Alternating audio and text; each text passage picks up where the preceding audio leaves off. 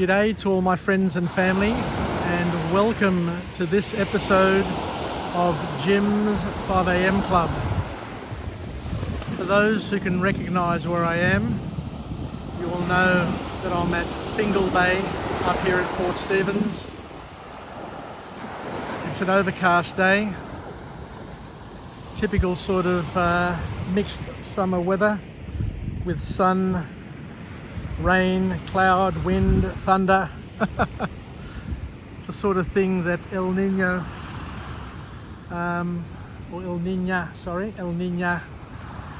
delivers and promises. You can see Mount Tomaree up there and Mount Yakabar on the other side, being the headland and the opening to Port Stephens. And I'm over here, and I was trying to walk across, trying to traverse the sand dunes here, the spit, to go across to Shark Island at low tide. But the problem is that the water is awash there on the sandbar, and you just can't get across even at very, very low tide. So I've done a couple of vlogs, and I'm just going to head back to the car, back to Paula, to pack up and start heading to Sydney. So what I want to do today is just do another vlog, given that I've got a magnificent backdrop here. And one of the objectives of Jim's 5am Club is to showcase and highlight the beauty of this country that we live in, and overlay it with a message of empowerment through an observation, through a book summary. And today's book summary that I've chosen to deliver is an apt one.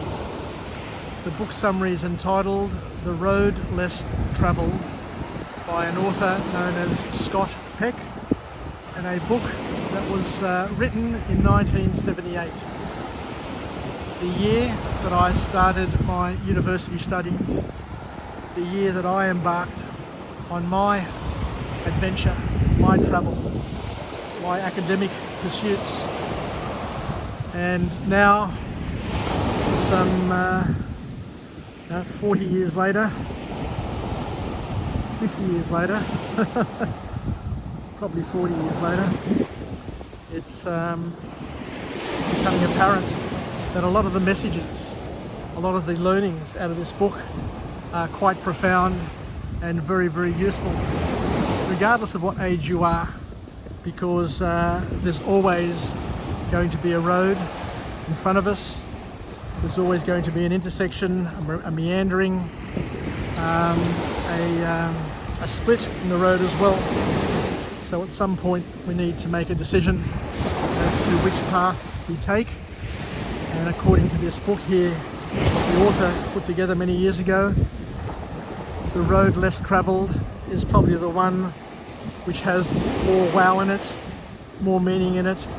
And when you look back over your life, it's probably better to do the tough yards, to take the road less travelled in order to have more fulfillment and more enjoyment.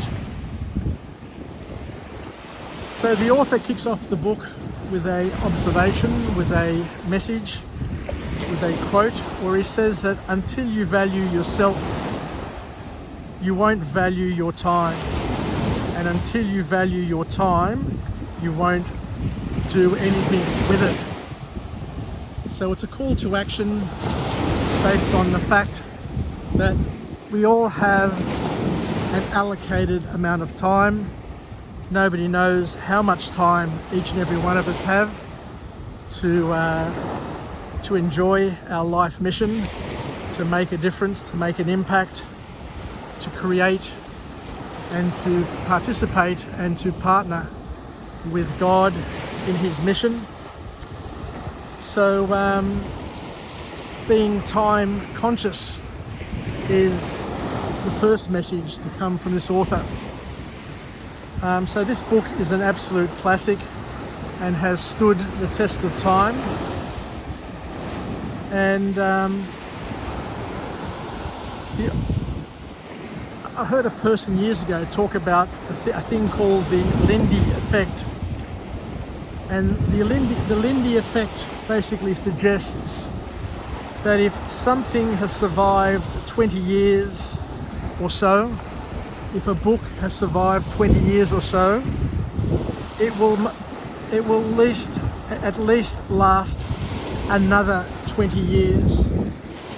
So if it's made it to here, it's going to make it for at least another similar amount of time.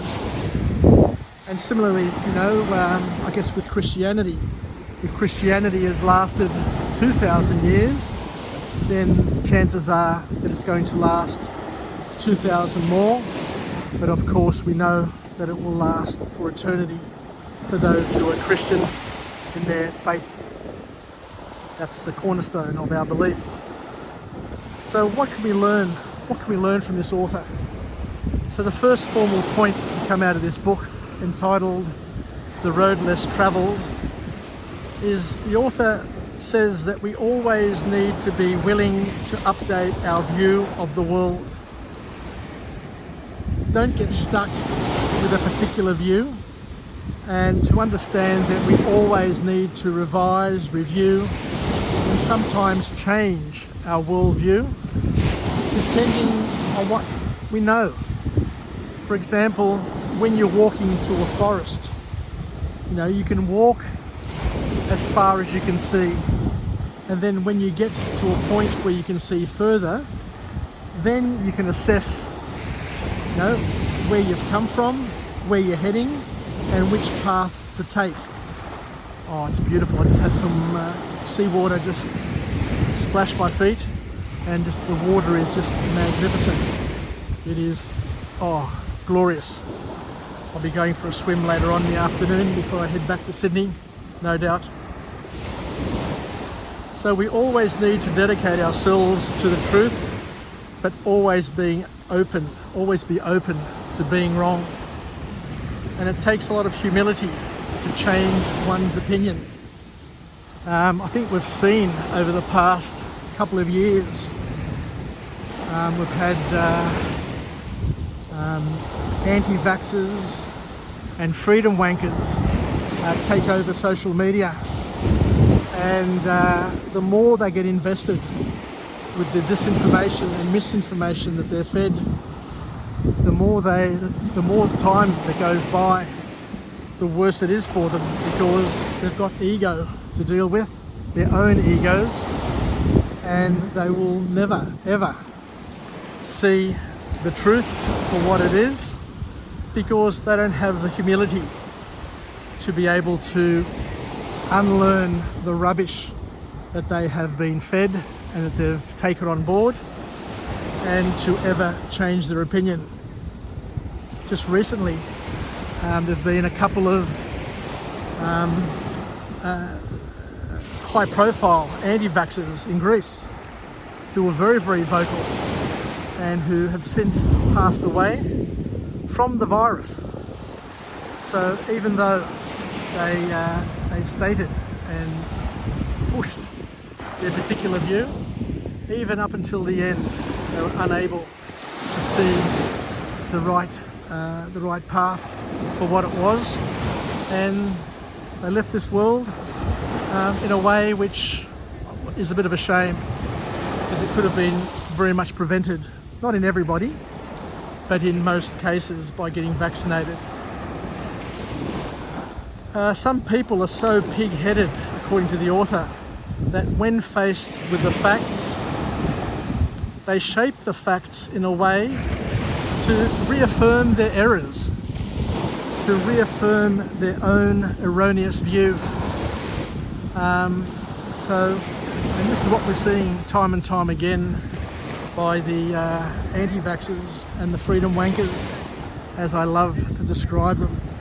I can't wait till tomorrow, or until the Novak Djokovic case gets heard and deliberated on, just to once again see how the world is tracking, and whether or not common sense prevails in the face of stupidity.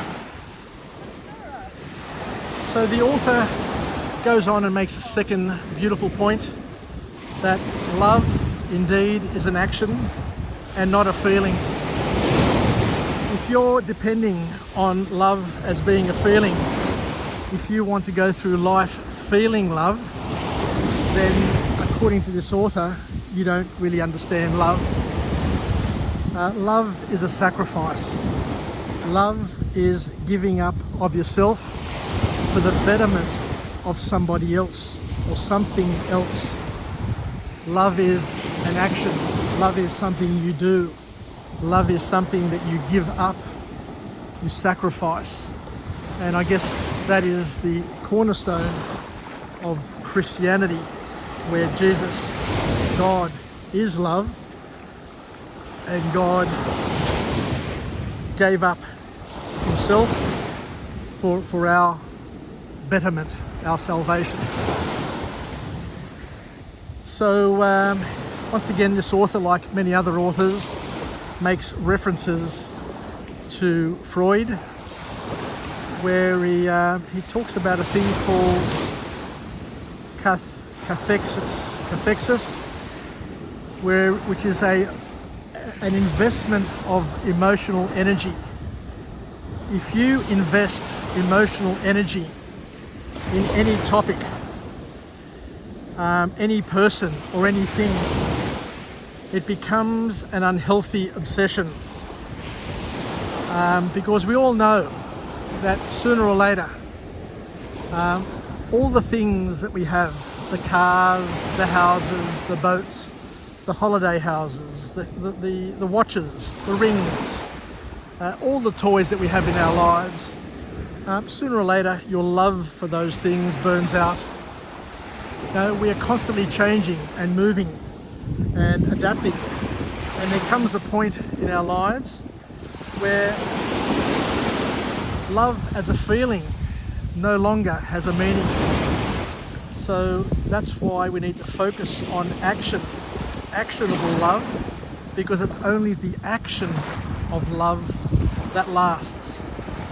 And we must try wherever possible to avoid the feeling. Avoid love as a feeling, because it is something that will lead to disappointment if that is all you have.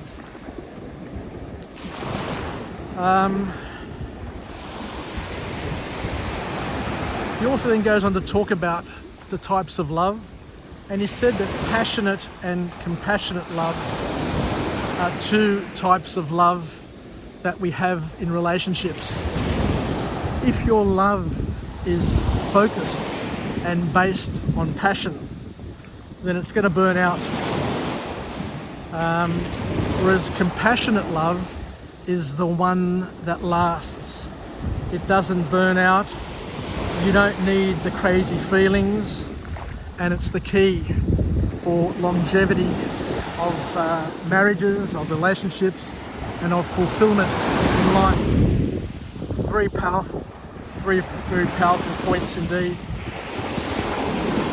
So the last point that he makes is that religion is just a way of viewing the world, which means that we all need to have a religion. I remember years ago learning that there are religions, but Christianity, the truth, is not a religion. It's a way of life, and it's a truth. So we mustn't make the mistake of thinking that all religions, all beliefs are the same. There are some which are more advanced, there are some which are truths, and there are some which are just plain religions. But it doesn't mean that we have to stop and not continue to question our world.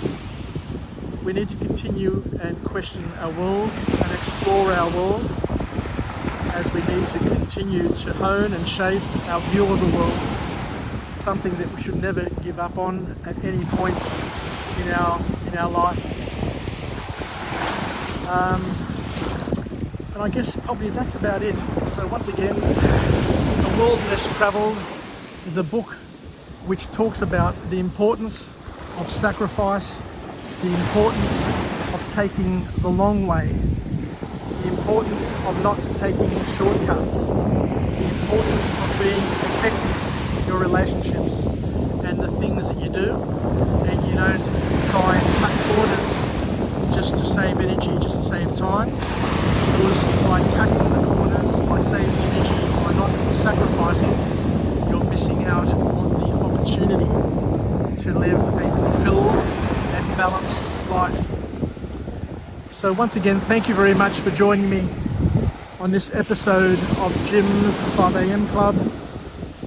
I'm walking along Fingal Bay, and I just absolutely love this book. I remember reading it many years ago, and the point that really stood out for me was that love is an action, love is sacrifice, and if you view love in any other way, then you're bound to be wired for absolute pain. So continue giving of yourself. At the end of the day, the purpose of a Christian life is to do two things: to serve God and to do things which are pleasing to God, and to serve each other, to serve your neighbour, your family, your neighbour, your work peers, your community, and do whatever you can to bring about a common benefit. So I think that's about it. So thank you very much, and we'll chat again. I've probably got about 400 metres more to walk. I'll take my time. I'm walking barefoot in the surf here. The surf isn't all that big or high today, but the water temperature is beautiful and extremely nurturing. Yassas, take care, and until we meet again, it's Jim from Jim's 5 a.m. Club, and we'll chat who knows when, who knows from where, but I'll try and do my best to make it as interesting and as useful as possible. Bye for now.